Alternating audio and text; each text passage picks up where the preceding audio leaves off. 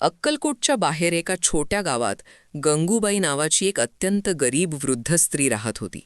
तिचे वय 80च्या पुढे गेले होते. तिला मुलेबाळे नव्हती, नातवंडे नव्हती. ती एकटीच राहत होती.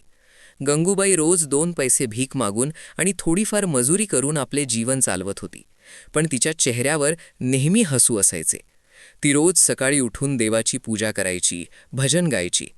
गंगूबाईला स्वामी समर्थांवर अपार श्रद्धा होती. तिने स्वामींना कधी प्रत्यक्ष पाहिले नव्हते, पण तिच्या मनात त्यांची एक जिवंत प्रतिमा होती.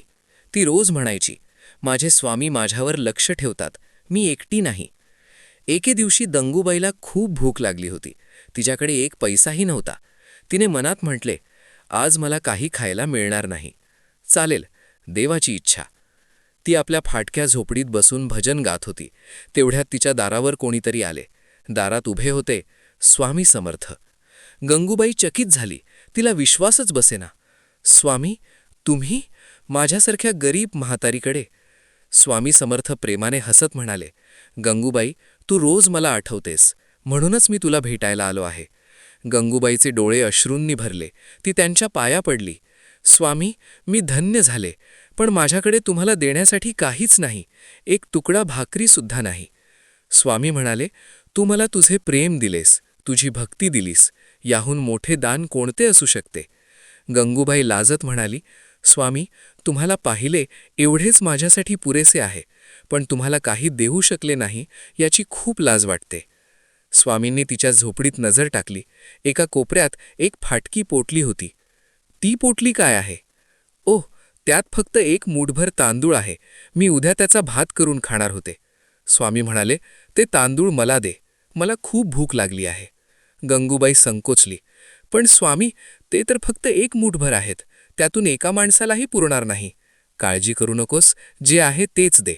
गंगूबाईने ती पोटली उघडली. खरंच फक्त एक छोटीशी मूठभर तांदूळ होते. तिने ते स्वामींच्या हातात दिले. स्वामींनी ते तांदूळ आपल्या झोळीत ठेवले आणि म्हणाले, गंगूबाई, तू आज मला तुझे सर्वस्व दिलेस. तुझी भक्ती खरी आहे. आता झोपडीत जाऊन पहा. गंगूबाई आत गेली आणि तिला आश्चर्याचा जबर धक्का बसला. ती फाटकी झोपडी आता सोन्याची झाली होती. आत पलंग, भांडी, कपडे, धान्य, पैसे सर्व काही होते. ती घाबरून बाहेर धावली. स्वामी, हे काय? पण स्वामी तिथे नव्हते. फक्त त्यांच्या अस्तित्वाचा सुगंध हवेत दरवळत होता. गंगूबाईला समजले, हा स्वामींचा चमत्कार होता. पण तिने ती सोन्याची झोपडी किंवा संपत्ती स्वतःसाठी ठेवली नाही. तिने ती सर्व संपत्ती गावातील गरीब, असहाय्य लोकांसाठी वापरली.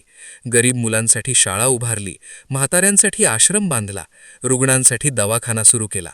ती म्हणायची, स्वामींनी मला हे दिले म्हणजे मी ते दुसऱ्यांसाठी वापरावे म्हणून. ही संपत्ती माझी नाही, ही सर्वांची आहे. गंगूबाई 90 वर्ष जगली. शेवटच्या श्वासापर्यंत ती सेवा करत राहिली. तिच्या मृत्यूनंतर गावकऱ्यांनी तिची मूर्ती बसवली आणि म्हणाले, गंगूबाई ही साक्षात संत होती. स्वामी समर्थांनी सांगितले होते, खरी भक्ती मंदिरात जाण्यात किंवा मोठमोठे यज्ञ करण्यात नाही. खरी भक्ती म्हणजे निस्वार्थ प्रेम, सेवा आणि आपले सर्वस्व देवाला अर्पण करणे. गंगूबाईने 1 मूठभर तांदूळ दिले, पण ते तिच्या सर्वस्वाचे प्रतीक होते. म्हणूनच तिची भक्ती खरी होती.